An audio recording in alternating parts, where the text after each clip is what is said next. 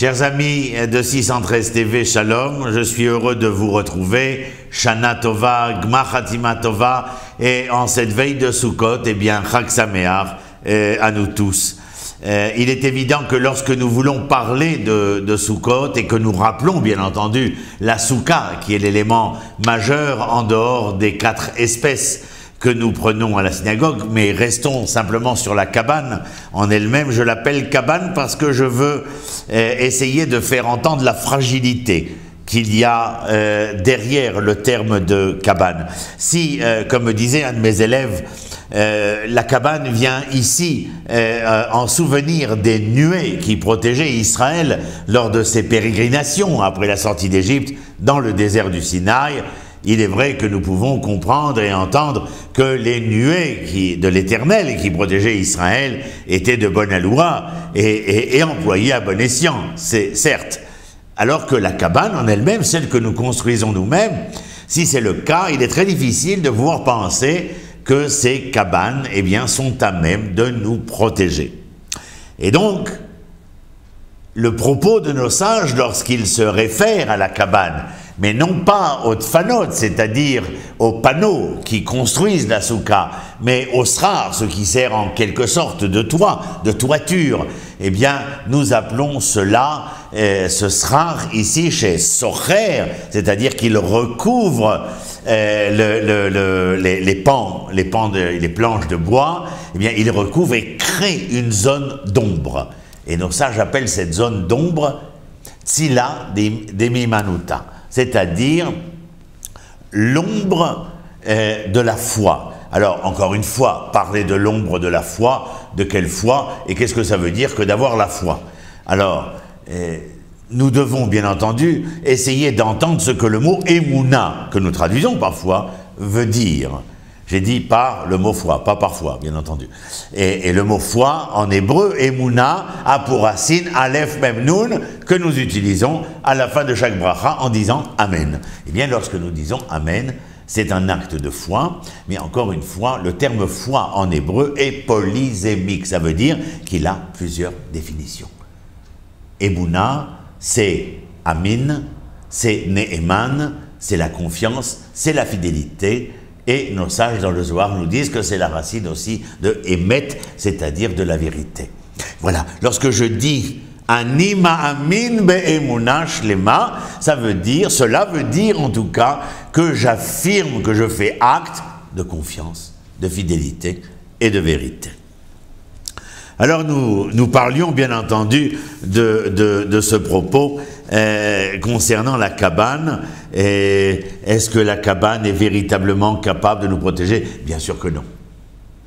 Elle n'est capable de nous protéger uniquement dans le sens où nous sommes capables d'appréhender que dans cette ombre créée par le srar, c'est-à-dire par la toiture végétale qui se trouve au-dessus de nos têtes, eh bien, cette confiance, cette fidélité, cette vérité à laquelle nous croyons de manière imperturbable, eh bien, c'est elle et seulement elle qui nous protège.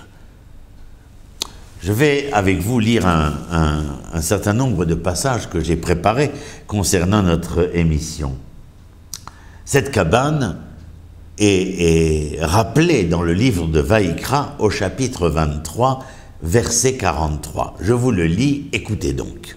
Leman idou dorotechem ki basukot oshafti et bene Israël, afin que les générations à venir sachent que je vous ai assis, installés dans des soukot, vous, les Bnei Israël, Beotzi otam eretz Mitzrayim, lorsque je vous ai sortis d'Égypte, Ani Hashem Elokechem, et donc je suis l'Éternel, c'est-à-dire celui qui conduit véritablement le projet de cette réalisation auquel j'aspire tant à travers la libération des enfants d'Israël de cette Égypte esclavagiste.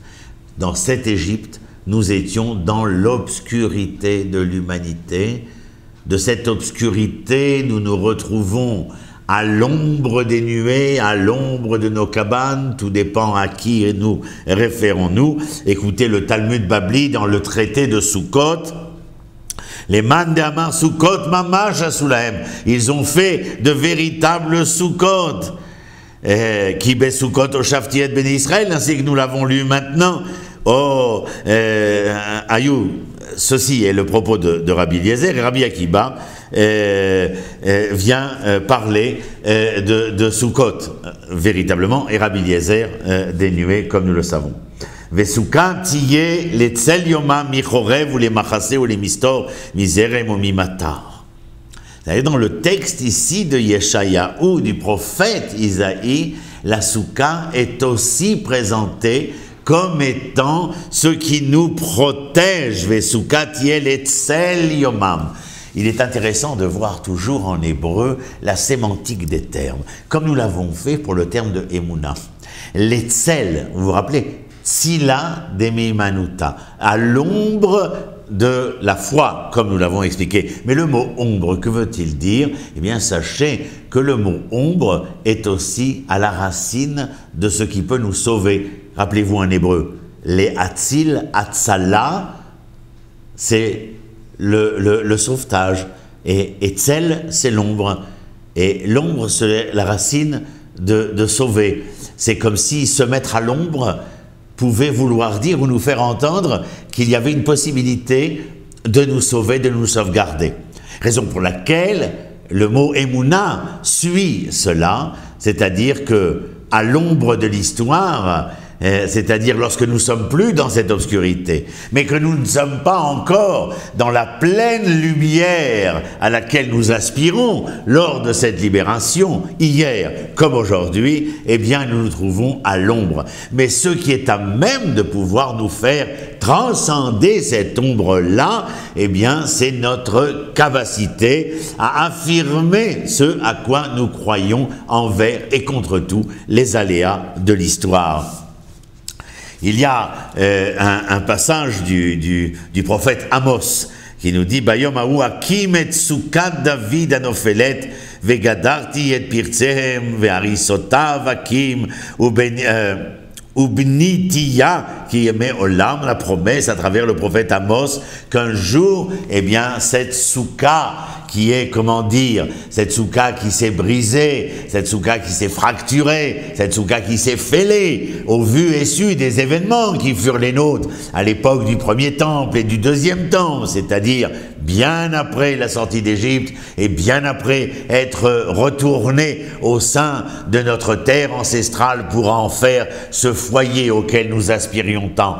Eh bien, là aussi, il y a eu brisure, je le disais, fracture et fêlure, mais en tout état de cause, le prophète Amos, témoin bien évidemment de ce que le manque de confiance, le manque de fidélité, le manque de vérité vis-à-vis du message auquel nous avions adhéré au Mont Sinaï, eh bien, causait cette déficience-là, et nous nous retrouvions comme boitants dans l'histoire qui était la nôtre. Eh bien là, Amos, comme Yirmiyahu le fera, eh bien Amos ici particulièrement emploie cette formule que nous utilisons d'ailleurs dans le Birkat Hamazon de Sukkot, où il est question, comme je le disais il y a un instant, je relis la phrase, Bayom hahu hakim et sukat David anofelet. Et en ce jour, je relèverai la souka de David anofelet, cette souka qui, nous le relions à ce que nous avons dit précédemment, est donc cette ombre de la foi, ombre de la confiance, de la fidélité et de la vérité, et comment l'Éternel fera en sorte qu'il arrivera un moment, au moment du rassemblement des exilés, au moment où la terre est capable de redonner son fruit, comme à notre époque, eh bien, il fera en sorte de pouvoir transcender cette ombre pour qu'elle devienne un véritable sauvetage. Mais il ne sera pas question simplement de sauver Israël, il sera question ici de les sacher, c'est-à-dire de couvrir Israël, couvrir Israël de cette couronne tant attendue du projet divin qu'Israël serait capable de réaliser, c'est-à-dire de faire valoir, après l'échec de l'humanité, eh bien que ce que les Hébreux, avec Abraham, Yitzhak et Yaakov, avaient pris en main et que les enfants d'Israël confirmeront au pied du Sinaï, c'est-à-dire que nous relevons le défi, là où l'humanité avait échoué, nous relevons le défi de faire connaître, entendre, savoir, révéler et réaliser le projet divin de cette identité morale de la manière d'être hébreu, mais surtout, grâce aux Hébreux, de pouvoir redevenir l'homme de la création, celui pourquoi l'Éternel avait projeté de créer ce que nous connaissons comme notre univers à nous. Eh bien, lorsque nous lisons, bien entendu, Amos, j'avais aussi marqué quelque chose à propos d'un de nos maîtres, le Malbim, qui commentait le verset de Amos et qui nous disait à propos de Beyom Ahu Hakim et Tzukat David Anofeled, Trila Yabe David Banouy Meshuchlal Bebeit Kvoua. Oui, nous avons connu ce temps où la maison était construite, réalisée, et pourtant, nous devons bien en avoir conscience que malgré ce qui nous avait été donné et offert, nous avons été capables de détruire. Mais je crois que nous ne pouvons pas parler de la fragilité, de la difficulté que nous avons à pouvoir retrouver ce que nous avions connu, si ce n'est que nous croyons pertinemment. Pas seulement dans l'existence du collectif, de l'ensemble d'Israël, mais aussi au niveau individuel.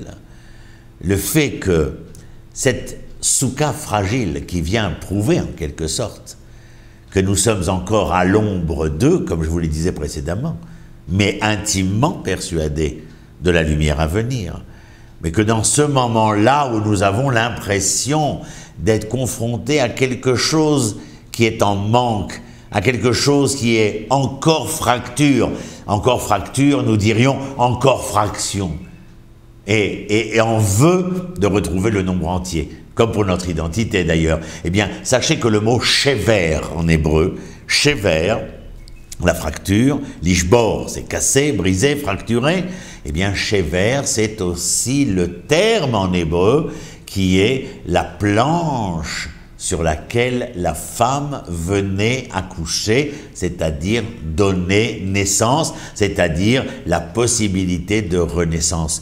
Vous savez comment cette planche s'appelle en français? Et pas par hasard, elle s'appelle la planche de salut. Planche de salut, c'est la planche de la délivrance, le salut c'est la délivrance, et dans cette délivrance, il y a ce que la femme met au monde, c'est-à-dire cette nouvelle naissance, cette renaissance possible. Alors oui, nous sommes dans la fracture, mais savoir et être capable que dans la fragilité du moment, la fragilité de notre temps, eh bien voilà que nous sommes capables d'entendre et de comprendre qu'il y a dans la fragilité de la fracture la possibilité de donner naissance et d'être renaissant. Vous vous rappelez à Rosh Hashanah, nous avions appelé ces journées de Rosh Hashanah Yom HaZikaron, le jour du souvenir. Le jour de Yom Kippour, il y a quelques jours, eh bien, c'était le jour, Kapara, c'est le rachat. Eh bien, après cette souvenue de ce qui n'était pas, nous avions le désir de nous racheter devant nous-mêmes, devant les hommes, devant l'Éternel. Après s'être souvenu et avoir été capable de se racheter aux yeux des hommes et de l'Éternel, eh bien, voici la raison pour laquelle Vesamarta bechagecha, ve'aita ach sameach. Il est normal de se réjouir pour ceux qui ont eu le juste souvenir et la capacité, la possibilité de se racheter. Alors, au lendemain de ces journées de pénitence, eh bien, nous nous réjouissons parce que nous venons affirmer, malgré que nous sortions de la maison qui est notre lieu commun, eh bien, nous sortons vers quelque chose de provisoire. Mais je vous ai dit, dans ce provisoire, dans ce haraï-là, il y a bien entendu ce sens de fracture, ce sens d'ombre, mais lié intimement à la confiance, la fidélité, la vérité, qui nous amène, bien entendu, à cette persuasion foncière en notre âme et conscience que tout cela n'est source de joie que parce que nous sommes intimement persuadés, comment disait-on dans ma jeunesse, des lendemains qui chanteront. Chag Sameach et à très bientôt.